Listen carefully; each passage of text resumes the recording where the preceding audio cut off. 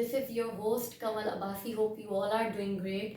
आज मैं मौजूद है advance skin and aesthetic centre by doctor Sidra Aziz, जिनकी एक ब्रांच नूरमहल रोड बहावलपुर और दूसरी ब्रांच जिनका लॉन्च हुआ आई थिंक 1 वीक हो चुका है इसको, और वो लोधरा में है। तो ज़रूर विज़िट कीजिएगा। और इसी के साथ टाइम वेस्ट किए हम गुफ्तगू का सिलसिला डॉक्टर साहिबा के साथ स्टार्ट करते हैं। अस्सलाम वालेकुम डॉक्टर साहिबा। वालेकुम अस्सलाम। कैसी हैं मैम आप? अल्लाह का शुक्र।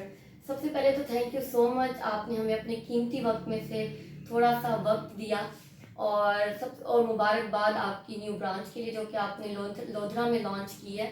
और इसी के साथ मैं आज जो आपसे सवालात करना चाहती हूँ जो कि आवाम जानना चाहती है। सबसे पहले तो वाइटनिंग का बढ़ता हुआ क्रेज़, आजकल की लॉस भी कर चुके हैं, वो भी ये चाहते हैं कि उनकी जो टोन है वो जो उनकी ओरिजिनल टोन से लाइटर हो। उसके लिए मार्केट में क्रीम्स भी अवेलेबल हैं, इंजेक्शंस भी अवेलेबल हैं, और साथ साथ मेडिसिन भी अवेलेबल है, ग्लूटाथायोन और डिफरेंट मेडिसिन डिफरेंट नाम से। तो आप क्या सजेस्ट करेंगी कि इनमें से बेहतर क्या है? क्रीम्स बेहतर हैं, इंजेक्शंस बेहतर हैं, या फिर हमारे लिए मेडिसिन बेहतर है? और साथ में एक और सवाल वो ये कि जो लोग इसको थोड़ा सा डिस्करेज करते हैं या इसके जो नेगेटिव साइड हमारे सामने लेके आते हैं वो ये है कि आपके लंग्स फेल हो जाएंगे, आपकी किडनीज फेल हो जाएंगी इंजेक्शंस का जब हम लोग यूज़ करते हैं। तो प्लीज़ इस बारे में ज़रूर बताइएगा ताकि लोग जो अप्रोच करना चाहते हैं आपको और बाकी जो उनके एस्थेटिक क्लिनिक्स उनके करीब हैं, तो क्या इनमें से कौन सी चीज़ हमारे लिए बेहतर रहेगी और हमारी डाइट क्या होनी चाहिए, और हम इसे कैसे, अगर आपके पास आए तो कैसे प्रोसीजर का स्टार्ट ले सकते हैं? अच्छा, ऐसा है कि जब भी मेरे पास कोई क्लाइंट आता है मैं उसको पहले तो चेक करती हूँ, उसकी प्रॉपर एक स्किन रूटीन बना के देती हूँ। सबसे पहले ज़रूरी है कि आपकी डाइट अच्छी हो, उसके बाद आपकी प्रॉपर स्किन रूटीन हो जिसमें हमारे पास सन ब्लॉक हो गया, विटामिन सी सीरम हो गया, नाइट के ऊपर कोई पिगमेंटेशन वाला सीरम, साथ में आपकी मल्टी विटामिन। सबसे पहले तो आप अगर ये फॉलो कर रहे हैं उसके बाद मैं प्रोसीजर्स की तरफ जाती हूँ। उसके अंदर ग्लूटाथायोन विटामिन सी वाली जितनी भी ड्रिप्स हैं, इंजेक्शंस हैं, वाइटनिंग ड्रिप्स के नाम से, उसका साइड इफेक्ट कोई भी नहीं होता। कोई लिवर फेलियर नहीं होता, कोई किडनी फेलियर, कोई लंग फेलियर, ऐसा कुछ भी नहीं होता। ये सिर्फ एक हाइप क्रिएट की गई है, जबकि ये असल में एंटीऑक्सीडेंट है और साथ में एंटी कैंसर है। इसका साइड इफेक्ट है जो हम यूज करते हैं, जो कि ब्राइटनिंग एक साइड इफेक्ट है। इसके अलावा जितने भी मार्केट में हमारे पास क्रीम्स हैं अदर देन स्टीरॉइड्स को तो हम कभी भी रिकमेंड नहीं करते। जितनी भी मार्केट में सस्ती सी क्रीम्स मिल जाती हैं, बेटनोवेट मिक्सचर होता है, वो तो हम रिकमेंड नहीं करते। लेकिन ग्लूटाथायोन विटामिन सी, साथ में हमारे पास नायासिनामाइड वाली जितनी भी क्रीम्स हैं जो कि मेडिकेटेड होती हैं, जिनको हम कॉस्मेटिकल्स बेसिकली कहते हैं, वो साथ में ओरल जितनी भी टेबलेट आती हैं जिसमें ग्लूटाथायोन है, विटामिन सी है, ये सारी हम रिकमेंड करते हैं। और इसका कोई अलग से इसके अलावा साइड इफेक्ट बिल्कुल भी नहीं है। ओके।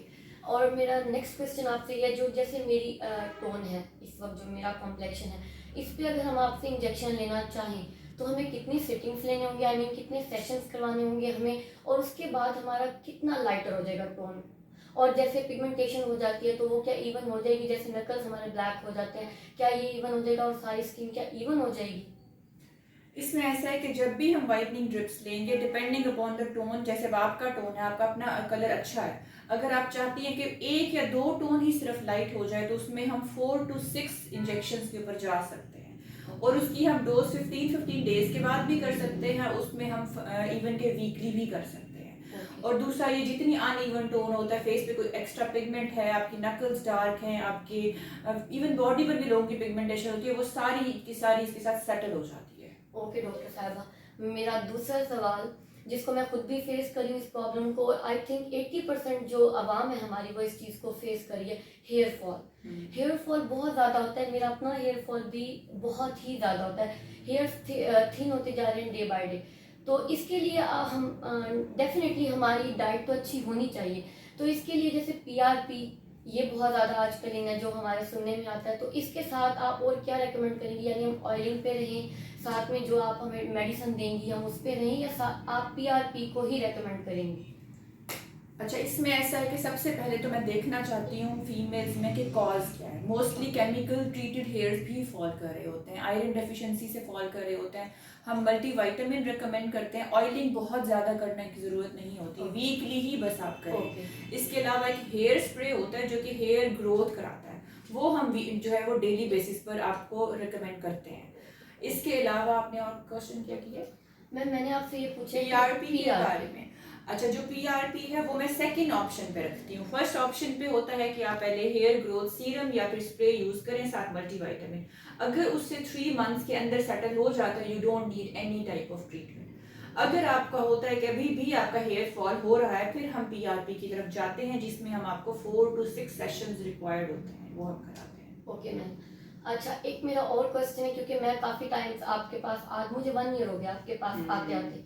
मैं लास्ट ईयर विंटर में आई थी, और सबसे पहले जो पेशेंट चाह रहा होता है वो ये चाह रहा होता है डॉक्टर से कि आप उनकी बात सुने। कुछ डॉक्टर्स ऐसे होते हैं जो थोड़े रूड होते हैं, सॉरी टू से। इस डॉक्टर कम्युनिटी में जब आप जाते हो तो कुछ डॉक्टर्स रूड होते हैं, और पेशेंट ये चाहता है कि उसकी बात सुनी जाए। 80% पेशेंट तो उसी वक्त ही ठीक हो जाता है और सेटिस्फाइड जब आप उसकी पूरी बात सुन लेते हैं। सबसे पहले तो इट्स नॉट एप्पल पॉलिशिंग, मुझे आपका nature by nature you are very nice. और उसके अलावा दूसरा सवाल, एक आखिरी सवाल मेरा जो है वो आपसे ये है कि मैंने हमेशा आपके हाथों पे ना मेहंदी देखी है, और मैं क्योंकि आपको टिकटॉक पे भी फॉलो कर रही हूँ और इंस्टा पे भी फॉलो कर रही हूँ, तो आपको क्या मेहंदी बहुत ज़्यादा पसंद है? क्योंकि it's very difficult to sit with mehndi, क्योंकि हम कोई और काम नहीं कर सकते। तो मुझे 5 साल हो चुके हैं, मैंने अपनी शादी पे मेहंदी लगवाई थी, उसके बाद मैंने आज तक मेहंदी नहीं लगवाई, सिर्फ इसी वजह से कि मुझे बैठना बाउंड होकर बहुत ज़्यादा बुरा लगता है, मुझे ये चीज़ इरिटेट करती है। तो क्या आपको बहुत ज़्यादा पसंद है मेहंदी? मुझे असल में मेहंदी बहुत ज़्यादा पसंद है। मुझे सारी गर्लिश चीज़ें बहुत ज़्यादा अट्रैक्ट करती हैं, क्योंकि स्टैटिक सेंटर है, तो स्टैटिक सेंटर में चाहती हूँ कि सारी चूड़ियाँ, मेहंदी, ये सब कुछ। मैं काम कर रही होती हूँ तो मैं साथ इस तरह करती हूँ, राइट हैंड से काम कर रही हूँ तो लेफ्ट हैंड उसे पकड़ा के उसे कहती हूँ वो मेहंदी लगा दे, और वो दूसरी लगाती हूँ जो इमरजेंसी होती है, 5 मिनट्स के बाद वॉश करो और लग गई। Okay ma'am, thank you so much for giving your such precious time. और इंशाल्लाह मैं आप सबको भी ये कहना चाहूँगी कि आप ज़रूर आएँ और क्लिनिक को विज़िट करें। और मैम एक लास्ट क्वेश्चन, कि आपकी डील्स भी लगती हैं वो जी। सिर्फ ईद, जैसे शादी सीज़न आता है और फिर ईद सीज़न आता है, इसमें लगती हैं, या जैसे कोई आपका रेगुलर कस्टमर है और वो आपके पास आ रहा है, हाइड्रा फेशियल ले रहा है, कार्बन फेशियल ले रहा है, कार्बन फेशियल, हाइड्रा फेशियल मैं ले चुकी हूँ मैम से, और मैं अपने हेयर्स का भी ट्रीटमेंट मैम से करवा चुकी हूँ, तो मुझे काफ़ी इफेक्टिव लगा ये। तो आप मुझे बताइएगा कि डील्स सिर्फ इन ओकेजनली लगती है, या आप अपने जो आपके रेगुलर कस्टमर्स होते हैं इनको आप कुछ स्पेशल ट्रीटमेंट देती हैं? हमारे ना कुछ असल में कार्ड्स भी बने हुए हैं, जैसे हाइड्रा फेशियल का कार्ड है, स्पेशली कार्ड्स है वो मेरे रेगुलर कस्टमर्स के लिए हैं। फॉर एग्जांपल 5 आपने हाइड्रा फेशियल कराया तो 6 आपको फ्री है। इसके अलावा वैसे डील्स हम क्लाइंट्स को तो दे देते हैं, डिस्काउंट हमारे रेगुलर कस्टमर्स के लिए हमेशा अवेलेबल होता है, चाहे वो डिस्काउंट ऑफर लगी हो या ना लगी हो। ओके, ठीक है, thank you so much ma'am, अपना ख्याल रखिएगा, अल्लाह हाफिज़।